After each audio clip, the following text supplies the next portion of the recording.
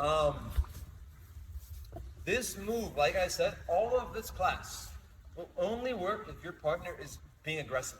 Imagine we all have at least one wrestler at our gym. They're generally aggressive. You want someone who's trying to chase you. If you're with someone who does not have any interest in chasing you down, you should just get up and attack them. If this person does not want to chase you, it will not work. So an important detail being, if Natasha is sprawling and laying on me, so if I come right here and Natasha chooses to sprawl, there's absolutely no chance of me throwing her that way. All of her weight is that way. If I felt Natasha, but also the thing is, there's nothing holding me down. I can just leave, get on top and strangle her. There's no, so like, you have to have the sensitivity. Like I said, the question this whole class is, do I feel pressure?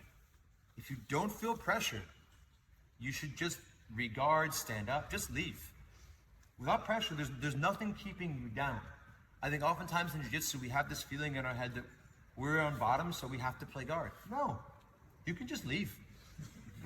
Like, there's nothing keeping you there. Unless I always want my opponent to believe that if they don't hold me down, I'm gonna get up and smash them.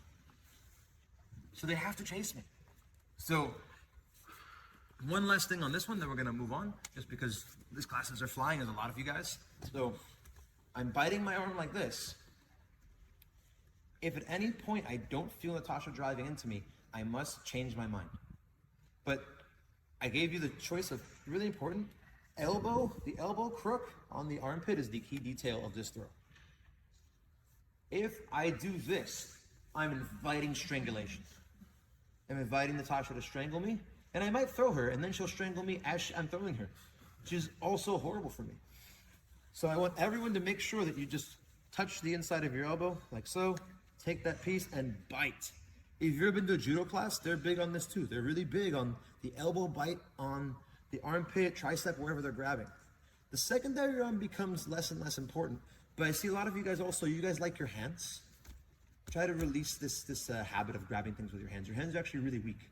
No matter how strong you are and how much rapido you've done, rice bucket, your hands are still very weak compared to the rest of your body. Elbows are your friend. I see a lot of you doing this stuff. But your hands aren't doing anything from here. Coming here, next thing is my knees. A lot of you guys, I'll see you up on your elbow. Get to your shoulder. Switch your knees. My shoulder is on the mat. Now I'm on my knees. Now this is easy times. Look where her head is. Okay? Moving on to the next one. We're going to go back and assume that you did not fail your elbow frame. And we'll actually do it off of a kind of a body lock situation.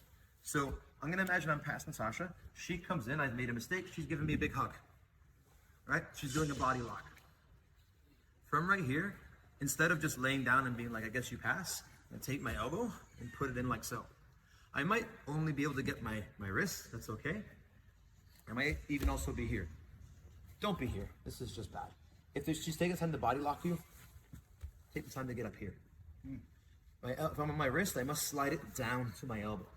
Do you see that because she's body locking me, she's chosen attachment? If she's chosen attachment, she does not have the ability to post. So once I do this, see my shoulder's by my ear? I want to take my shoulder away from my ear. And now here's the cool part. I have pretty much any throw that I want once I get my knee underneath me. Because she has committed her arm to not posting over here, which means she's very vulnerable on this side. I slide up to right here, grab her elbow, and then do like the world's crappiest Hiraigoshi.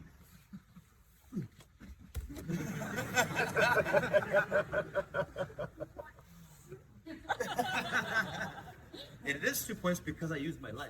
Because Jiu-Jitsu rules say I must use my leg for it to be a sweep.